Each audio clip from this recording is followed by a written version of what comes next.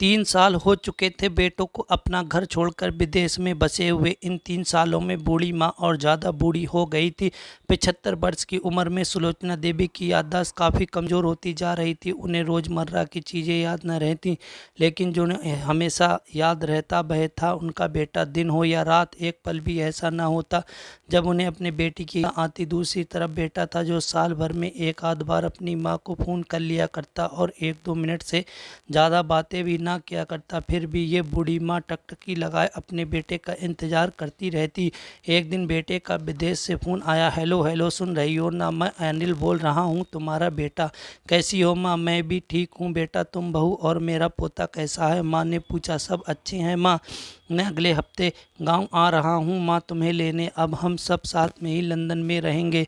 माँ, तुम्हारी बहू कह रही थी माँ को यहाँ पर लेकर आओ, बेचारी अकेली माँ परेशान होती होगी, बेटे ने कहा।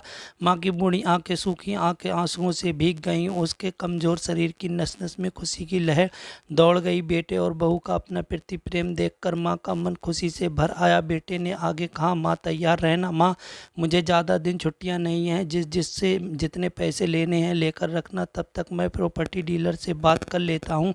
घर के लिए माँ ने पूछा। हाँ माँ, गांव का घर हमें बेच देना पड़ेगा। अब हम साथ में ही रहने वाले हैं तो वहाँ पर घर रखने का कोई मतलब नहीं माँ, बेटे ने कहा। बुढ़ापे की वजह से ठीक से चलने में असक्षम माँ ने पूरे घूम घूम कर अपनी इस खुशखबरी को सबको सुनाया। सभी को खुशी हुई। सबको लगा माँ जी के आखिरी दिन अपने परिवार के साथ खुशी से बीत जाएंगे। घर वापस आकर माँ ने अपने घर के कोने कोने को ऐसे देखा जैसे वह अपने दूसरे बेटे को देख रही हो।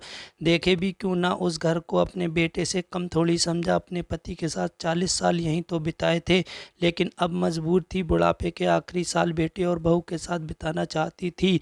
दिल पर पत्थर रखकर घर बेचने के लिए माँ तैयार हो गई। आनन फाने में बेटे ने घर को आधे दामों पर बेच दिया। माँ ने ज़्यादा नहीं, लेकिन जिन चीज़ों से दिल लगा था उन चीज़ों को समेटा और बेटे के साथ टैक्सी में बैठकर एयरपोर्ट के लिए चली गई। एयरपोर्ट पर आकर बेटे ने माँ से कहा, माँ तुम यहाँ बेंच पर बैठो, मैं सामान और बोर्डिंग पास की जाँच कर कर आता हूँ। वहाँ वक्त लगता है और खड़ा रहना पड़ता है, तुम्हें तकलीफ होगी, तुम यही आराम करो। मैं यूं गया और यूं आया। माँ बेंच पर बैठ गई और बेटा अंदर चला गया। काफ़ी समय हो गया बेटा वापस नहीं लौटा। माँ सोचने लगी ज़्यादा भीड़ होगी इसलिए देर लग रही होगी। अंधेरा होने को आया, अब तो लोगों की चहलकदमी भी कम होने लगी। माँ को अब चिंता होने लगी। एक कर्मचारी ने आकर पूछा, किससे मिलना है? माँ जी, आपको यहाँ पर क्यों बैठी हैं? डरती हुई आवाज़ में सुलोचना देवी बोली, मेरा बेटा अंदर सामान की जांच कराने गया है, लंदन जा रहे हैं हम। क्या नाम है माँ जी आपके बेटे का? कर्मचारी ने पूछा। अनिल नाम है मेरे बेटे का, सुलोचना देवी ने बताया। कर्मचारी अंदर गया और थोड़ी देर बाद बाहर लौटा। उसने सुलोचना देवी से कहा, माँ जी, लंदन जाने वाली फ़्लाइट तो दोपहर ही जा चुकी है और आपका बेटा भी उस फ्लाइट में बैठकर लंदन जा चुका है। अब आपके यहाँ बैठने का कोई मतलब नहीं है, आप भी अपने घर चली जाइए। क्या जा चुका है और मैं घर जाऊं? घर? माँ की आंखों से आंसुओं के सैलाब उठने लगे। जैसे तैसे माँ घर पहुंची। जो अब उसका था ही नहीं, बिक चुका था।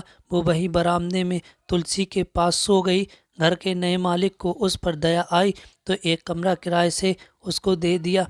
पेंशन के पैसों से खाना और किराए का बंदोबस्त हो जाता था।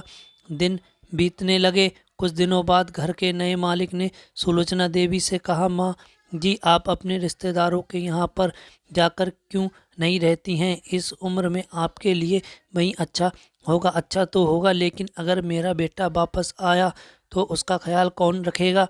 मेरा बेटा बहुत भोला है, उसे अपना ख्याल रखना बिल्कुल नहीं आता। मैं कहीं नहीं जाऊंगी, क्या पता कब उसे मेरी ज़रूरत पड़ जाए।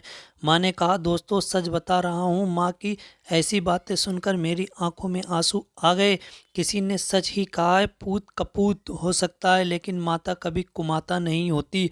दोस्तों, आपसे हाथ जोड़कर विनती करता हूँ, अपने माता पिता की जितनी हो सके उतनी सेवा करना, उसके साथ कभी बुरा बर्ताव मत करना। दोस्तों, कहानी अच्छी लगी हो तो वीडियो को लाइक और चैनल को सब्सक्राइब करना ना भूलें। अगली वीडियो में फिर मिलते हैं एक नई कहानी के साथ।